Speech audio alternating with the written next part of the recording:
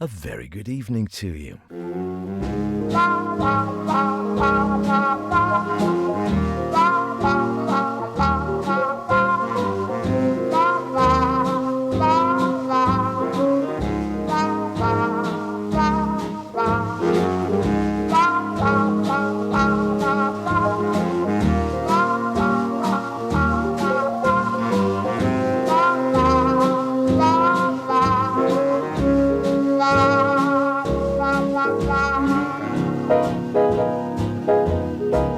And welcome along to another Sweet and Swing here on Manx Radio. I'm Howard Kane, lovely to have your company as always on a Friday night. What have we got? A bit more jazz in 3D, been enjoying that one. Some Lena Horne. Something from the old maestro himself, haven't heard from him for a while. More Carroll Gibbons, of course. To get us going, how about a bit of Xavier Cugat?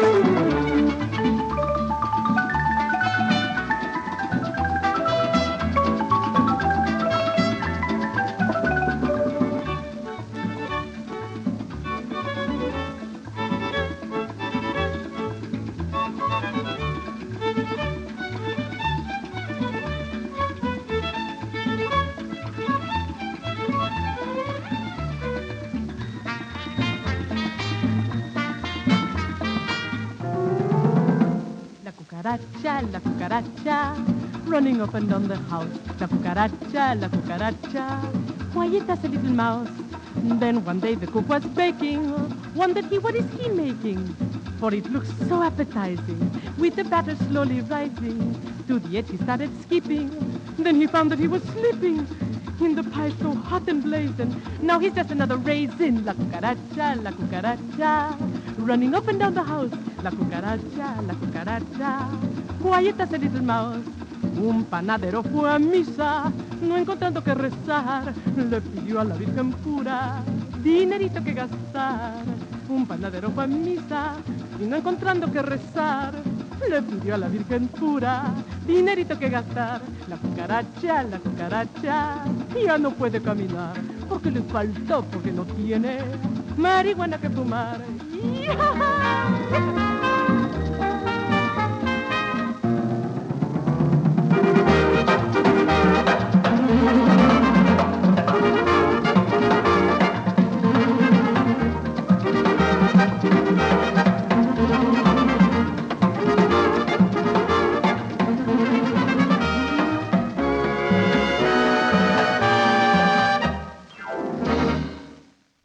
Hey, La Cucaracha, which I think means something like bug. Is it cockroach or crazy bug? Something like that. Cucaracha, La Cucaracha.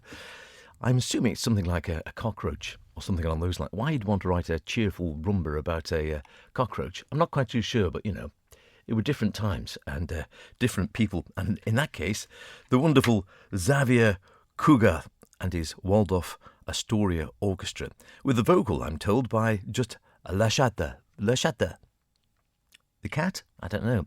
That's all that's listed as, though. from back in the day. Xavier Cugat himself, an interesting character. Has so many. I mean, how often do we say that? They're all interesting characters, really. The king of rumba. And he was born in Spain back in 1900. I'll have a go at his real name, although I'll get it wrong because I don't speak Spanish. He was actually born Francisco de Asís Xavier Cugat Mingal de Bru y Delafeu. Trips off the tongue, doesn't it, as a stage name, I suppose? Although he claimed he was born in 1901. Records seem to dictate otherwise. And then his family emigrated to Cuba when he was just 3, and there he studied classical violin and worked as a violinist at the age of 9 in a silent movie theatre in order to help pay for his education. The kids today don't know they're born, do they? He was the first chair violinist for the Teatro Nacional Symphonic Orchestra, and when he wasn't performing, he started drawing caricatures, and he made something of a living out of that later on. And then in 1915, he and his family arrived in New York City on the SS Havana. And it is rumoured he appeared in recitals with none other than Enrico Caruso. Not bad, an accomplished violinist, and like I said, it seems to be a rumour, but I think it seems fairly positive he did play with Caruso and then quit music for a spell to become a cartoonist on the Los Angeles Times. Yes, not content with being a bit of a prodigy on the violin and wonderful musician, also a very good cartoonist. And in the 30s, which is pretty much where we've just heard his music from, he led a band at the starlight roof of the Waldorf Astoria Hotel and returned there to great acclaim sometime later in 1951. In the mid-1930s, saw him broadcast a 3-hour NBC programme, Let's Dance, where he shared the airtime with the little-known Benny Goodman. Well, that's not too bad, is it, for a life, I think? I'd be quite happy if I managed to squeeze all that into my life. Also, if you're lucky enough or collect autographs, what are they called? Not numismatists, that's money, isn't it? There's another name for people who collect autographs. Anyway, here's a very good one, because he was a caricature drawer and cartoonist, so he would embellish his autograph with a cartoon. Yeah, that'd be all right, wouldn't it? Oh, what a character, what a character. Taken from a nice little selection I dug out. I haven't seen this for a while, buried there. Had to blow a few cobwebs off the top. Dance with the Sweet Bands, including the likes of Guy Lombardo, Eddie Duchamp, Xavier Cugat, and this man as well, Ted Weems.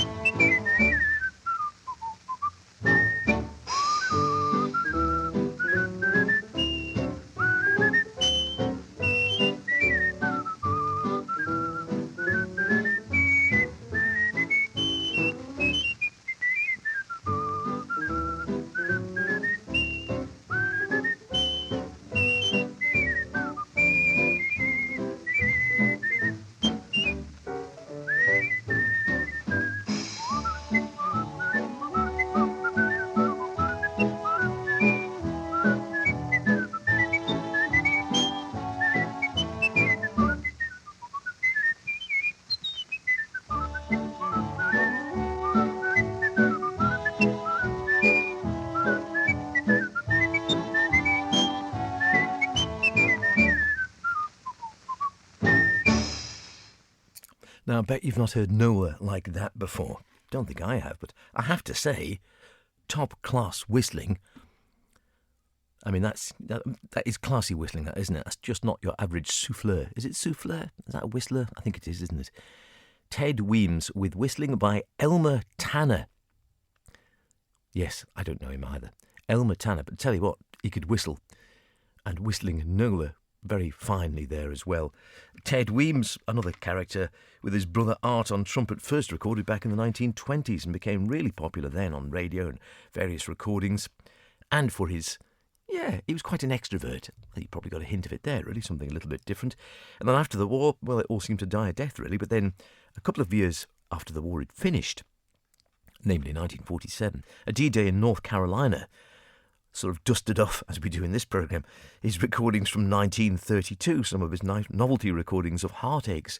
And his listeners enjoyed it so much they kept requesting replays, and it ended up topping the charts. Then Decca reissued it, and Weems got a second lease of life. He suddenly became popular again and started recording. That's not bad going, is it? Love it. I love those little stories. Yeah, I'll tell you what, I must look up Elmer Tanner. I wonder if he's a character of his days. We'll have a look. I'll see if I can find anything one way or another. In the meantime, Lena Horne, great vocalist. I haven't heard of her. We did a little sort of series on her some time back, but I thought we haven't played her for a while, so I wouldn't mind hearing a little bit. And I like this track, if only for the title, A Cockeyed Optimist.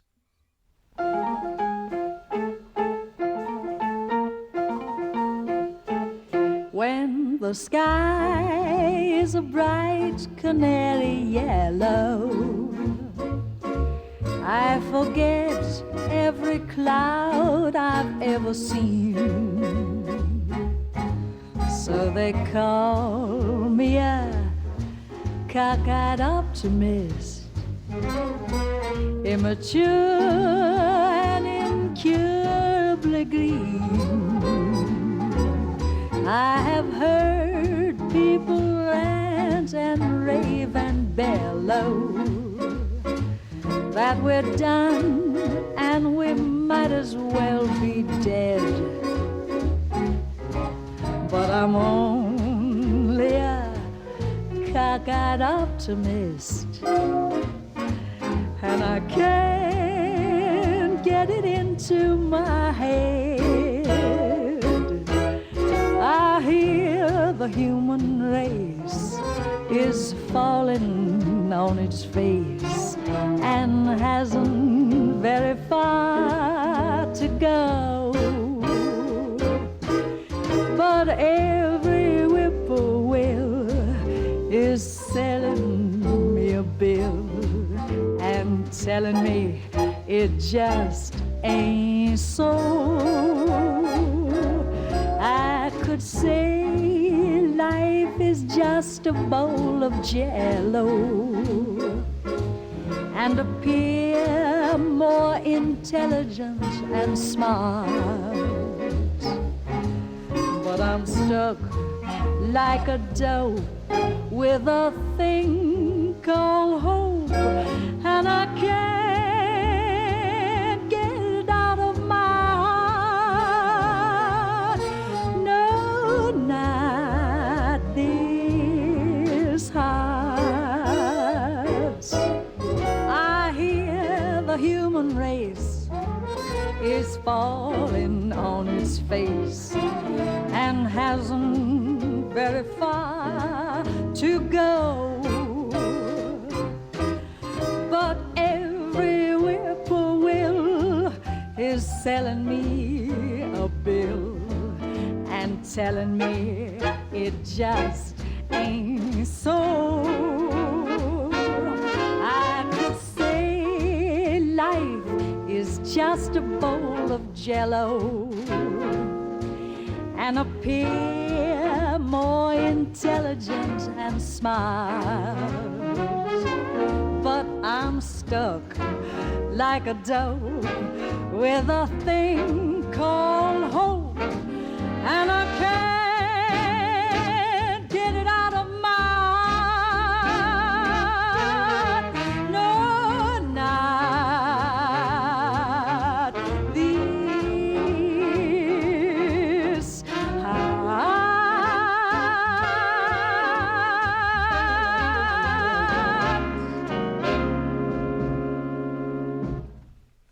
She could definitely sing, couldn't she? Wonderful voice, and little heard, it seems to me, these days. At least I haven't heard her for a while since the last time I played her. Lena Horne. Lovely, clean vocals, great diction as well. Just swings along nicely, and that's from one of our friends at Avid. Avid Easy. Lena Horne, 4 classic albums. Lena Horne, Stormy Weather. Lena Horne, Friend of Yours, etc., etc. All on just 2 CDs. If you haven't ever checked these out, by the way, wonderful stuff. I mean, you pick them up, even brand new, they're only about £5 or £6 for 4 albums, and quite often if you can buy them sort of second hand somewhere, you'll pick them up for less than that. I mean, what's not to like, as they say? Great sound, great value, a whole evening's worth of listening for, well, pennies, less than a pint of beer. I mean, that's got to be good, isn't it? Assuming you drink beer, probably less than I don't know. I have no idea what whiskey is these days in a pub. I never drink it, but good value in any case. At the Coconut Grove, that was. So I don't know it was recorded live. It sort of suggests it was recorded live, but not entirely clear. A cockeyed optimist in any case. Very nice indeed. Enjoyed that. We'll have a bit more Lena shortly. I'll tell you someone else we haven't heard from for a while. The old maestro, my dad, the man who started this programme way back when. And I honestly can't remember. I'd have to look it up in the Manx Radio annals. But he'd been doing Sweet and Swing, if you've been listening for a long time. He did it for years and years and years. And then gradually as time went by and then his health was failing a bit. And then he couldn't do it for a while. So I sort of took over on my own for a while as a stopgap. When we weren't quite too sure what was happening, I was asked if I would like to step in. I said, well, yeah, I suppose I can. I can't do it with his verve and his knowledge and of the music, but I'll certainly give it my best shot. And then happily got better. And so for a lovely year or 2 or 3, I can't remember now, we sort of did it together as a bit of a joint programme. And then finally, as is the want of old master time, it went the other way. And yeah, I had to end up doing it on my own and carrying on. And here we are today. But still, never forgotten, of course. You never do you? Particularly when there are great recordings. And of course, as well as a broadcaster here on Manx Radio for many a year, he was a wonderful pianist and jazz musician and played with a who's who of British mainstream jazz artists over the years. But before that, and before I was even a twinkle in his eye, or probably even my mother's, he was always busy out and about playing piano here on the Isle of Man for hotels back in the proper day and when you didn't have discos, whatever, but every hotel worth its salt would have a dance band for the summer season, which would run from Easter through until October, of course. And Jim was there amongst the best of them with various combos, quartets, trios and such like. And the trio was one of his favourite formats, I think. And I don't think he was ever happier than in the days playing out at the Aragon Hotel. If you remember the Aragon, if you're a certain age, you might do. It used to be the place to go back in the 1950s. Anyone who was anyone would be on a Friday or Saturday going out to the Aragon. If you had a function or New Year's Eve, etc., etc., the Aragon was the place to go. And belonged to Jeff Duke and his family at one stage, who he actually knew quite well. And some of these were recorded just by Jim himself, or at least more pertinently, perhaps by Morris Gorn, the drummer. And they were put onto CD a while back. Anyway, enough of me. Let's hear them in action, as it were. And this is a lovely track called Who Can I Turn To?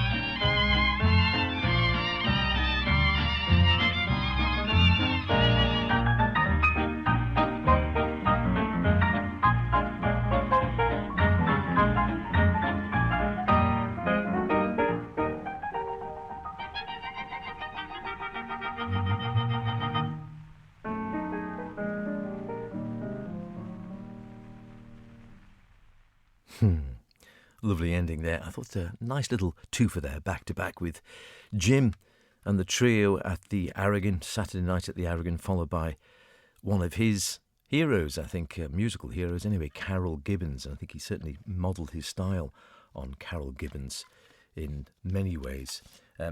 I have to say, I got my dates. I was slightly ahead of myself with the dates there. I always think the Aragon recordings were the late 50s. Actually, they were made a little bit later, mid-1960s. So I was warned the twinkle. I was actually knocking round, although not quite old enough to go down there and appreciate it at the time. So yes, 1960s, though, they were actually recorded. And Jim notes in the liner notes to it how it all came about, and that one Saturday night in 1963, when I'd be one...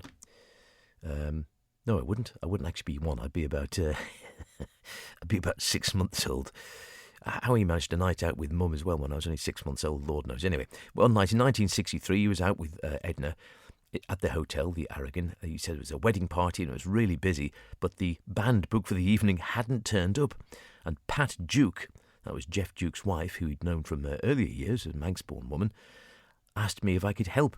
He says, as luck would have it, the elegant ballroom boasted a good grand piano, so he sort of upsticked. Mum, no doubt, as was so often the case in latter years, was left for a lovely night out, sitting on her own. That wouldn't surprise me. Hopefully there were some friends there. He got up and then played the piano for the rest of the evening. And little did I know, remarks Jim, that from that chance encounter, my trio and I would provide all the music at the Aragon for the next 5 years. And great trio. I do remember it. Tommy Cowley on the bass, Morris Gorn on the drums. Wonderful player, great character as well. Really very smiley chap, always smiling. He used to come round and fix our washing machines. That was his day job. He had been a professional drummer in early life, but they'd just do the recordings, Dad and Morris themselves. They'd hoik out a big reel-to-reel, not just recording on your iPhone in those days, you had to, it must be the size of a small van. A reel-to-reel recorder would be set up somewhere and a microphone set just in front of the bandstand. So no balancing or anything else. It would be probably a mono microphone. I think I still have it somewhere, placed somewhere in front of the bandstand. So bearing in mind that, actually the recording sounds pretty good, doesn't it? The bass might be a bit boomy, but it would be a proper upright bass, unamplified, I imagine. And then the drums again can overpower, but actually the balance in the scale of things is pretty good when you think about it, and away they'd go. I think there's some others still on tape. He was going to bring out a second volume, but never got round to it. I must have a listen and see if I can find on some tape sometime. Good sound though, wasn't it? And then, yes, his hero, Carroll Gibbons, or one of his heroes. He had quite a few, Oscar Peterson and George Shearing and Art Tate and Errol Garner, etc. However, he did like Carroll Gibbons, and his style is very similar, I think. And I think that will be our last of our little retrospective of Carroll Gibbons from the collection Sand in My Shoes. And as Malcolm Laycock, who used to do the Sunday night at 10 on their Radio 2, I think, remarks in the liner notes to that album, only the finest performers are able to sustain success over a long period of time. Carroll Gibbons succeeded for nearly 3 decades. If there was a key to that success, it was his unswerving respect for good tunes played simply with an air of sophistication and good taste. Absolutely. And I think it was only really changing times and changing tastes that probably led to his no longer being popular, that style. That's the way it goes, isn't it? Time moves on, as they say, whether you like it or not. And quite often, as you get older, you don't. I think I'm there myself already. Right, onwards, before we get maudlin. Three-dimensional sound, the jazz and vocal collection. We've been dipping into this one. So these are old recordings which have been tweaked back in the 1990s, I think, digitally to try and make them sound like a more modern hi-fi recording. Don't know if I could do that with Jim at the Aragon. Anyway, here's Bix Beiderbecke. I'll dedicate this to my friend Peggy, who's back on the island these days. But she's actually usually known as Margie now. And that's what this is.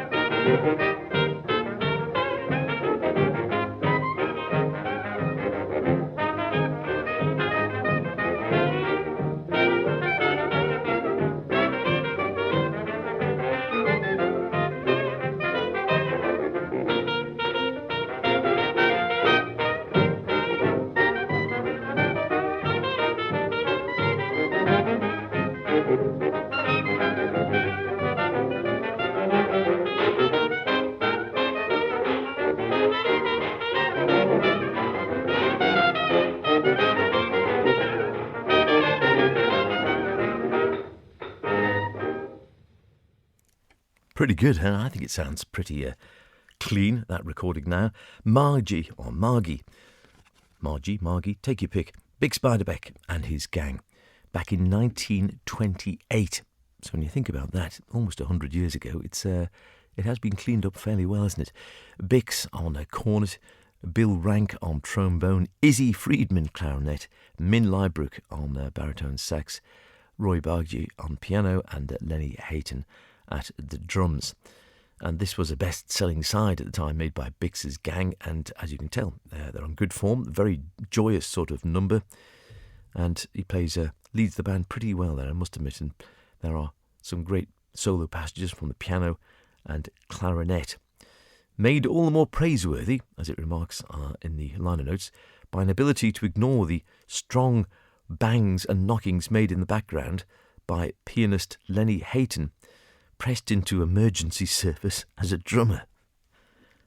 I don't know why he was pressed into emergency service as a drummer. It's not entirely clear on that.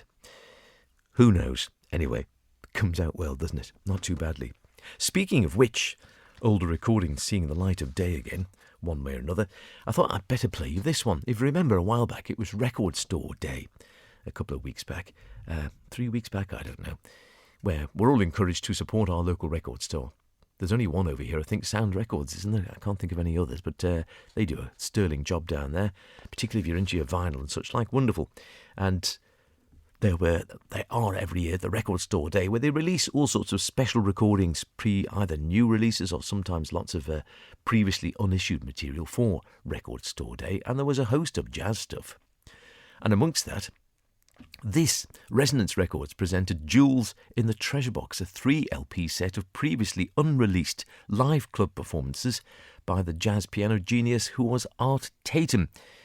And as I say, there we are, April the 20th. It was released on Record Store Day, April the 20th, 2024. 3 hours of the keyboard virtuoso in full flight with his trio, the guitarist Everett Barksdale and bassist Slam Stewart, at Chicago's Blue Note Jazz Club in August 1953, and had never seen the light of day before. That is, until now. Hear them tackling just one of those things.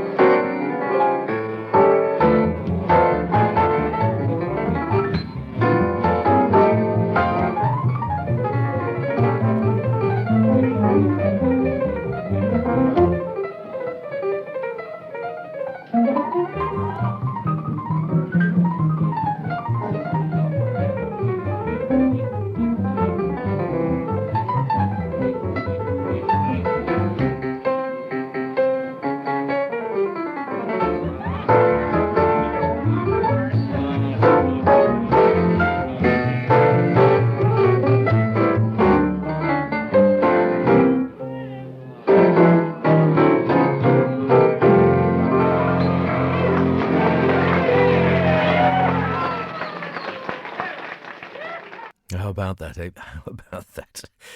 Yes, it's he had some technique, didn't he? And I think Ahmad Jamal remarks on that, actually, on the liner notes, saying that there was no one else like him, really. He says, Art Tatum's style was like no other. It still can't be equalled. I know very few people who could imitate Art. He was a unique gift from the creator, and we should always appreciate him, and went on to influence plenty of other pianists. Exploring his music, studying the man, getting to know this great vis is something I'm still involved in, said Ahmad Jamal. Thanks very much to Braithwaite and Katz, I think, and Resonance Records for sending those our way. You can check them out. They came out for Record Store Day in April, and you can get them as downloads, I think, and you can certainly get them on vinyl. And that was the original idea, bringing them out on 3 LPs. And then later on, I think the recordings will be available on CD and also as downloads. And well worth checking out. 3 hours worth of music. And we were saying earlier on about listening to Jim and the trio playing at the Aragon there. And this is fairly similar. And that Resonance Records and Zev Feldman, who's the jazz detective as he's known, goes looking out for these old recordings of classic artists that have never been released, and then making sure, getting the rights, so it's not just a bootleg. He gets the whole rights to do the thing properly, get them properly released with the permission of the artist or the artist's descendants or the owner of the car, etc., etc., all the work that needs to go into that. And he says, I've always had a feeling if we could find some unissued Art Tatum recordings, that would be a holy grail. And this is the realisation of a dream. And it's available because the club owner, again, was a bit of a keen recordist back in the day.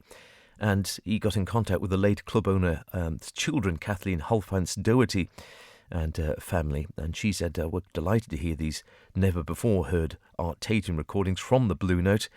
And thanks to Resonance Records for seeing their value and having the determination to introduce them to new audiences or old ones. Dad's private reel-to-reel tapes were a proud part of his legacy. And with this new collection, the Blue Note legacy lives on. So, yeah, he recorded the artists in his club for his own amusement. And now they see the light of day. What, 50, 60 years on, 70 years? How long is it? I don't know. What did I say it was? 1950-something? 70 years? Amazing. Yes, makes you think, doesn't it? It makes you think even all the more when you think, of course, with that amazing technique, Art Tatum was completely blind. Yeah, I know. Just don't go there. How do you do it? I don't know. I don't know is the short answer. Maybe it was a gift from God. Let's have a bit of music. Hey, I mentioned earlier on I was playing something for an old friend who's now, having not seen her for 20 years, she's now moved partly, at least, back to the Isle of Man and living down in Port St Mary. I always knew her as Peggy back in the day, and she's now pretty much known as Margie by all and sundry. So I said, right, we'll have this one for Margie earlier on. So how about this one for for Peggy? Howard Jones, Joe Loss. Peg in my heart.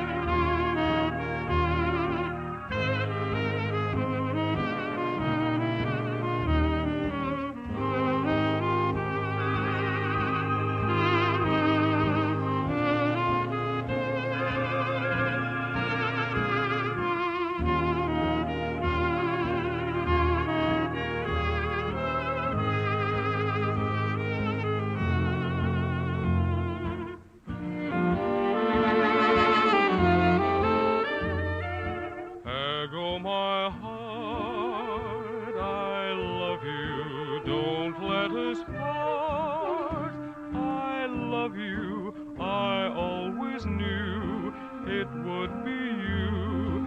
Since I heard you lilting laughter, it's your Irish heart I'm after. Peg o' my heart, your glances make my heart say, how's chances, come be my own, come make your home in my heart.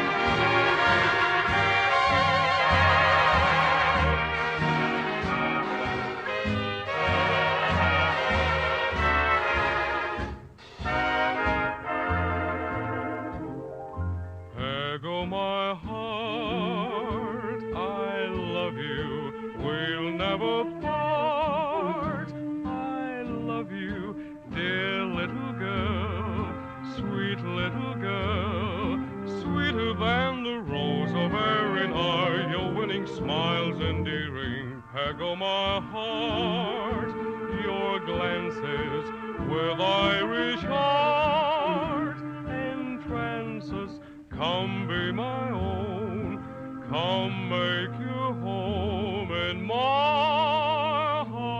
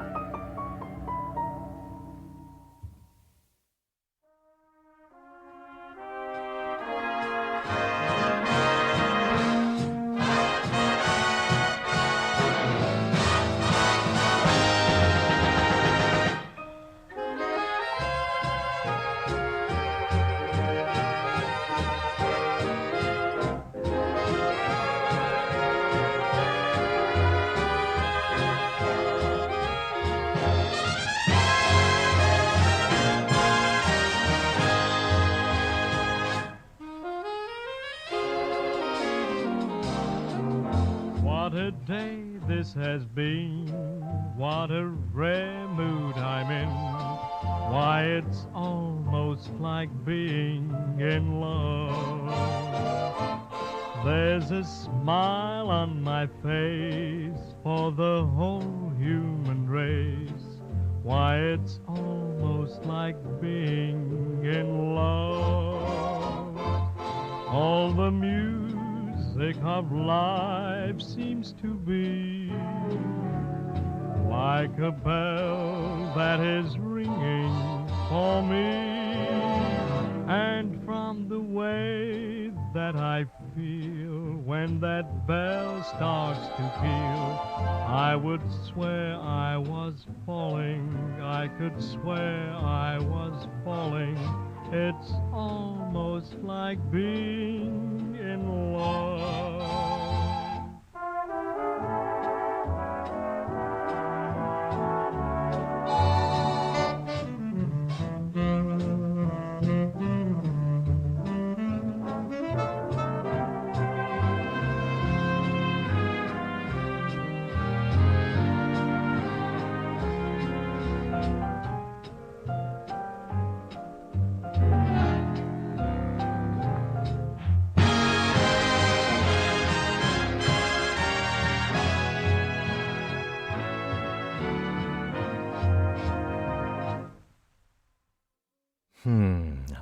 There you go, a nice little back-to-backer there, One Way or Another, Come Rain or Come Shine by George Shearing. I played that because it was George's birthday only the other day.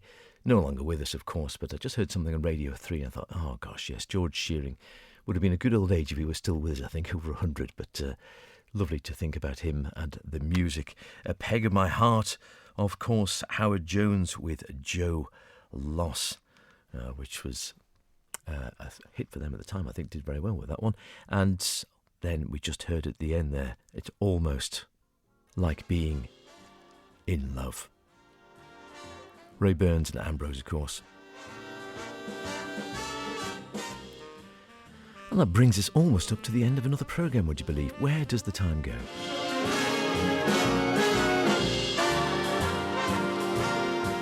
If there's anything you'd like to hear at any stage, drop me a line.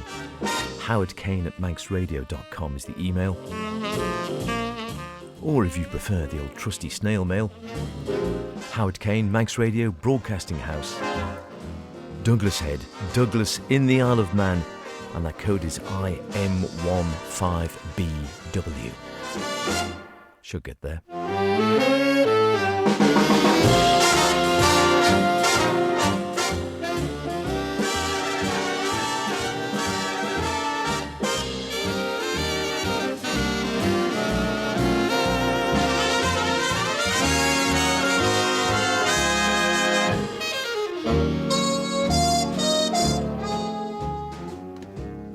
In the meantime, enjoy yourselves. Hopefully we get some better weather. We're vaguely heading towards spring. As George Shearing said, come rain or come shine. And we'll be back same time, same place next week. Until then, cheerio.